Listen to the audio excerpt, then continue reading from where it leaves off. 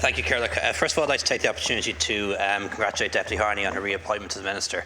Health is a difficult job in government, and I think it's probably a testament to your courage as an individual and also your dedication as a politician that you chose to ask for the job in the first place and then agreed to take it up again despite the results for your party in the election.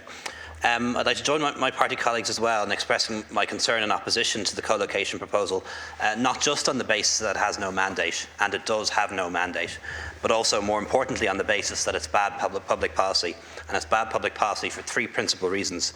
First of all, it's going to lead to the perpetuation of the two-tier health service, freeing up 1,000 public beds by providing 1,000 private beds really misses the point. What we should be trying to do in our health service is to move towards a system where there are no private beds and there are no public beds, where there are no private patients and there are no public patients. And the best way to achieve that is through a system of universal health insurance, as is done in many other countries, whereby all patients are effectively private patients and money follows the patient.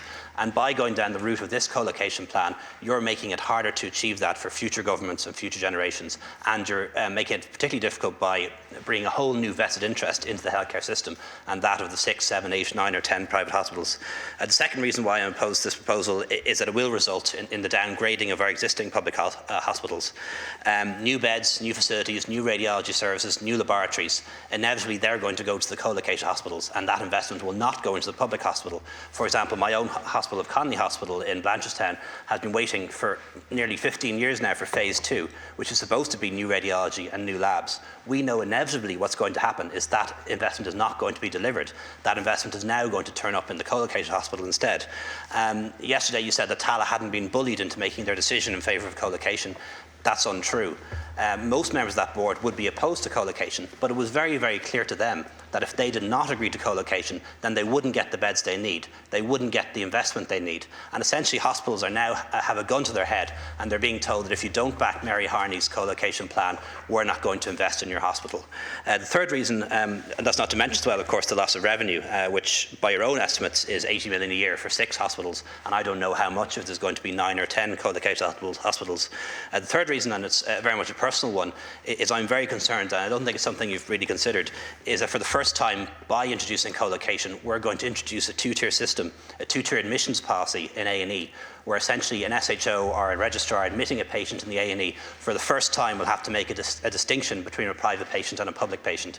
They're going to have to talk to the private hospital and the public hospital to see if there's a bed in one hospital or the other. If there's space in the private hospital, that person might get admitted. If there isn't, then they won't in the public hospital. They may have to talk to 2 different consultants, one in the private hospital and one in the public hospital, who may have a different threshold for admission, depending on whether the patient brings in money or not.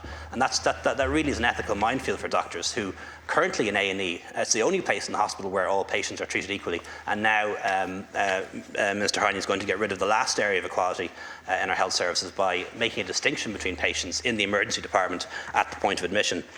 So, Kerla, essentially, to sum up, this policy has no mandate from the people. It'll reinforce the two-tier health system. It'll downgrade public hospitals. It'll cost the taxpayer millions, and it'll lay a new moral and ethical minefield for doctors admitting patients in A&E. It's a bad policy, bad for the taxpayer, bad for our public hospitals, bad for the patient, and bad for society. I appeal to deputies to support the motion. Yeah,